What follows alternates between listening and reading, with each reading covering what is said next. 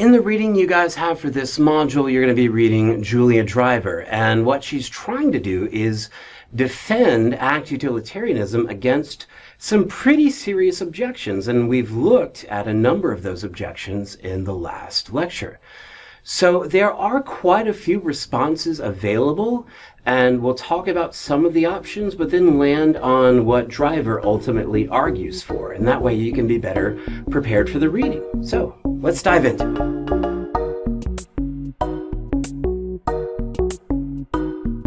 So one option that is kind of always available is to do what's called biting the bullet. This comes from, I think, like literally like biting down on like a soft lead bullet, like, you know, before they had a anesthetic for, you know, like chopping off a limb or something. You know, you got blown up in war or whatever, and you got to get your leg chopped off. You bite down on a bullet so you don't like shatter your teeth from the pain. I guess a similar idea here, maybe not as graphic, but the idea is to just sort of like take on the objection. It's like, yeah, act consequentialist theories and act utilitarianism, they are demanding theories. But guess what? So is morality. And this is kind of an interesting move. Driver mentions, like, you know, maybe it's just the case that like the world kind of sucks. And so it's not super surprising that we have a moral obligation to donate to charity. But if we were to all recognize that obligation and give charitable donations, the situation would improve. We would no longer have that obligation as, you know, poverty and famine and those kinds of things, you know, became more stabilized.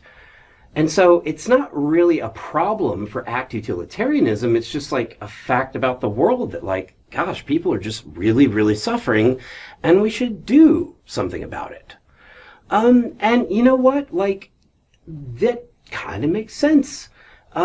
It's an interesting move. And so maybe it's just the case that morality just really is that demanding.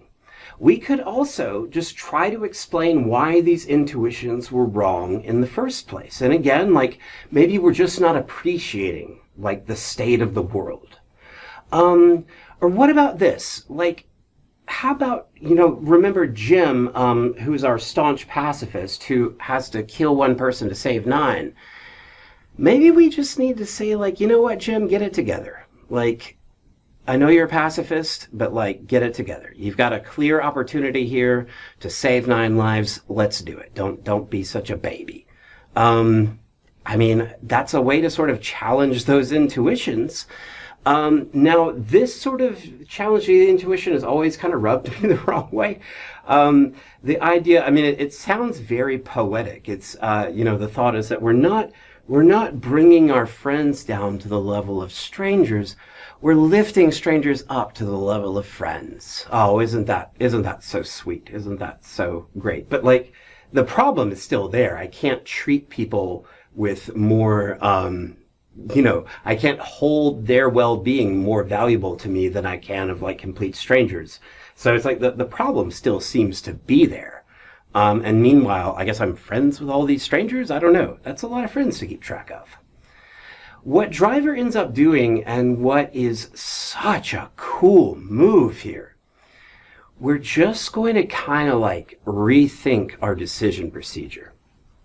Instead of thinking about like maximizing the good in each single outcome, you know, we're going to think more like long term and sort of broader strokes here.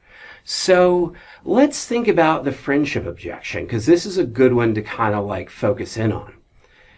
If you don't have anybody who's like special to you, you are going to suffer as a person. And like that suffering will make you sort of a worse person. And so you're actually, the consequences of, you know, messing with friendships like this are actually worse. Does that make sense? Or like forcing people to give up their integrity. Like, that's a really crappy thing to do.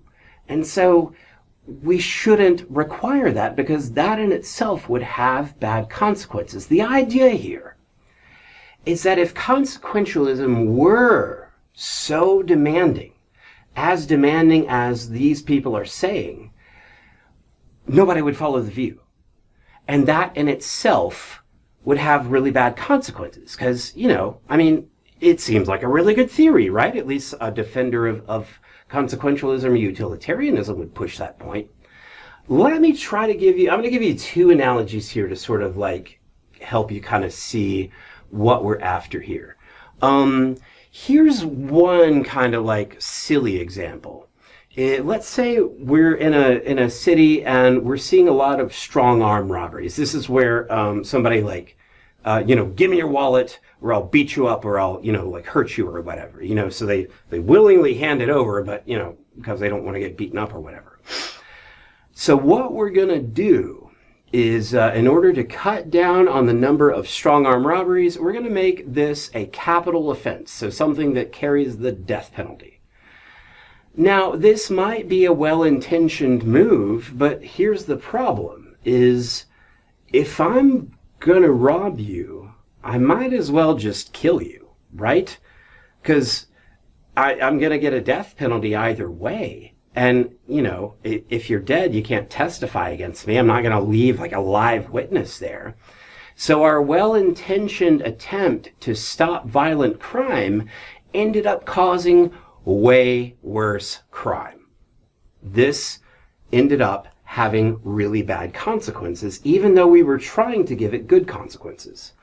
Here's another way that kind of like gets directly at this demandingness idea.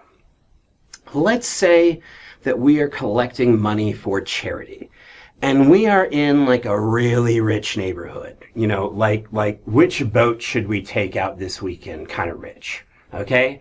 Like, so we're going around this block and like everybody in this house, like given their income and all that, they should be giving us like $1,000 each for our charity. Now let's imagine that we go up to these houses and we're like, hey, give me $1,000, you rich person. You owe it to these people. How much money am I going to get? Right? Like nothing. I'm not going to get anything. It is the case maybe that these people probably should, give that $1,000. But this approach is not going to maximize the amount of money that I get. A better approach is to ask for less. Hey, how about $100? How about $50? And I'm a lot more likely to get something, right? So if I demand what is actually required of them, I'm not going to get anything. The better outcome is to require less. Oh, how about $50? And now if I go to, 10 different houses, well, that's $500. And I can guarantee you that's $500 more than I would have gotten if I just go up and be like, give me $1,000. So those are some ways of trying to push back on these objections to ACT utilitarianism. They're a really interesting move, and more modern, sophisticated consequentialist theories are going to take this idea and really work to develop it. So that's sort of where the view is nowadays, like in the contemporary literature, is trying to get these more sophisticated accounts across. But we're going to move on from ACT utilitarianism, ACT consequentialism, and talk about rule consequentialism, the arguments for it and the problems with it. And hopefully we'll kind of see that maybe it can overcome some of these issues that we've seen for the ACT view. I'll see you then.